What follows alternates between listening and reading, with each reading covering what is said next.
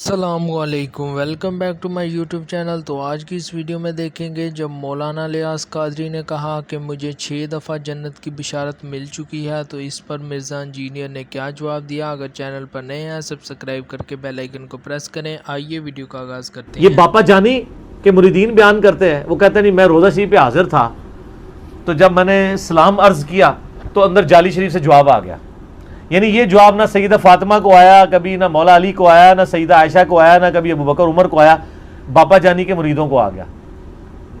وہ کہتے ہیں جی میں حیران ہو گیا کدھر سے آواز آ رہی ہے، تو غور سے سنا تو جعلی شریف سے آ رہی تھی، حالانکہ اس کو پتہ ہی نہیں ہے کہ جعلی شریف کے پیچھے کوئی نبی علیہ السلام کی قبر تو نہیں ہے، پیچھے دیوار وہ تو بہت دور ہے، قبر دیوار ہے ادھر، کوئی بندہ قبر کے باہر بھی کھڑا ہو کے بولے تو تب بھی جعلی سے باہر آواز نہ آئے۔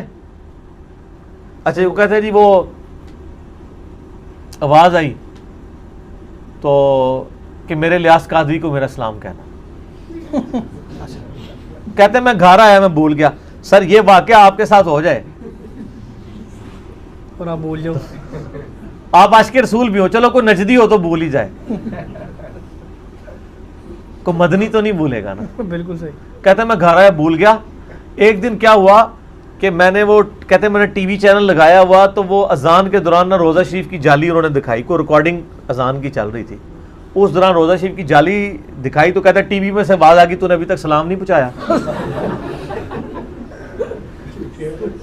اور سر یہ لکھا ہوا ہے باقاعدہ انہوں نے، جیسے تبلیغی جماعت کی وہ کارگزاری ہوتی ہے نا سناتے ہیں آ کے، اس طرح دعوت اسلامی والوں نے اس کے اگینسٹ ایک ٹرم ڈیوائز کی ہوئی ہے، دعوت اسلامی کی بہاریں، وہ کارگزاری کو یہ کہتے ہیں، اور یہ ریٹن میں ہے۔ کہتے ہیں پھر میں پہنچا تو میں نے جا کے وہاں پہ، اور میں آپ کو بتاؤں ان خوابوں کا تو مجھے نہیں پتا، پرانے جتنے خواب تھے نا ان سے تو یہ لوگ رجوع کر چکے ہیں۔ پرانی فضان سنت کے سٹارٹ میں خواب لکھا ہے کہ نبی علیہ السلام کی زیارت ہوئی ملتان میں، ایک اسلامی بھائی کا الفیہ بیان ہے کہ الیاس قادری کو میرا سلام کہنا اور ان سے کہنا کہ آ کے وہ ملتان میں اجتماع کریں، ایک نابینا اسلامی بھائی کا بیان ہے۔ سر وہ بعد میں جب تحقیق کی، اجتماع تو خیر ہو گیا، کئی سالوں بعد اس نابینا نے کہا کہ بھی الیاس قادری صاحب ہمیں اپنی یعنی ملتان کے لیے اجتماع کے لیے وہ ٹائم نہیں دیتے تھے، تو میں نے خود سے خواب گھڑ کے بیان کر دیا تھا، خواب دیکھے ہی کوئی نہیں تھا، اس پہ پورا اجتماع بھی ہو گیا ہے، اور اجتماع میں بھی یقیناً اناؤنسمنٹ ہوئی ہوگی کہ اللہ کے نبی نے کروایا ہے، کتنے لوگ وہاں پہ روئے ہوں گے۔ میں خود یعنی کئی رائے وینڈ والوں کو ملا ہوں، وہ کہتے ہیں کہ نبی علیہ السلام صحابہ سمیت رائے وینڈ اجتماع میں آتے ہیں، میں رائے وینڈ اجتماع میں بھی جاتا رہا ہوں، اس سے پہلے دعوت اسلامی کے اجتماع میں جاتا رہا ہوں، وہاں بھی ہم سنتے رہے ہیں۔ سر ہمیں تو بڑے اجتماعات میں بشارتیں ملی ہوئی ہیں، آپ لوگ پتہ نہیں کیوں ہمیں گالیاں نکالتے ہیں، ہم تو کئی بار بخشے گئے ہیں اجتماعات میں۔ ظاہر ہے جب جنت کی بشارتیں ملی ہیں تو میں بخیا ہی ہویا نا، رائے وینڈ بھی ملی ہوئی ہے تے ملتان اجتماع بھی ملی ہوئی ہے، پھر بھی کہتے ہیں گمراہ ہے، گمراہ کتوں اسی تے بخش تواڈے اجتماع تو اسی جنت دے ٹکٹ لے کے آئے ہوئے ہیں، تے اگر میرا ٹکٹ جعلی ہے تو پھر تواڈے ٹکٹ کیوں ہوئے؟ ٹھیک ہے نا۔ تو یہ اس طرح کے نا یعنی وہ خواب بیان کرتے ہیں۔ صحیح بخاری میں حدیث ہے، نبی علیہ السلام نے فرمایا سب سے بڑا جھوٹا وہ ہے جو جھوٹا خواب بیان کرتا ہے، حالانکہ اللہ نے اس کو نہیں دکھایا ہوتا۔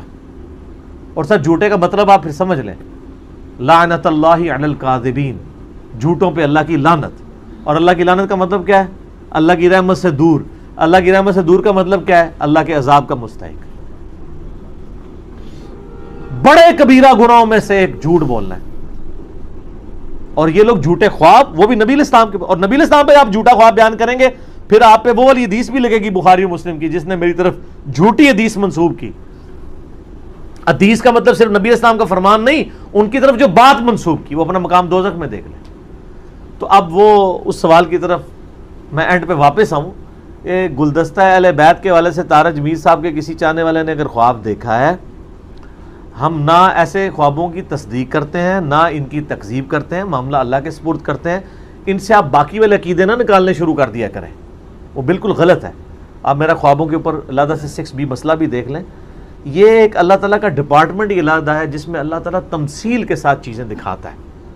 جیسا کہ مسند احمد میں آیا کہ نبی علیہ السلام کی وفات کے 50 سال بعد عباس، سیدنا ابن عباس کہتے ہیں میں نے خواب میں دیکھا کہ نبی علیہ السلام کی داڑھی مبارک اور سر مبارک کے بال بکھرے ہوئے ہیں، پرانگدہ حالت ہے، ہاتھ میں خون کی ایک شیشی ہے، اور آپ بڑے غمزدہ ہیں. میں نے کہا میرے ماں باپ آپ پہ قربان, آپ کو کس نے غمناک کر دیا؟ تو انہوں نے کہا کہ میں صبح سے کربلا میں حسین اور اس کے ساتھیوں کا خون جمع کر رہا ہوں, یہ میرے حسین اور اس کے ساتھیوں کا خون ہے. تو ابن عباس کہتے ہیں میں کانپ کے اٹھا, میں نے وہ دن اور تاریخ یاد رکھی, 10 محرم 61 ہجری. تو کئی دنوں کے بعد, بلکہ کئی ہفتوں کے بعد خبر آئی تو پتہ چلا اسی دن حضرت حسین ابن علی رضی اللہ تعالیٰ عنہ علیہ السلام کو ان کے ساتھیوں کے سمیت مظلومانہ شہید کیا گیا فرات کے کنارے.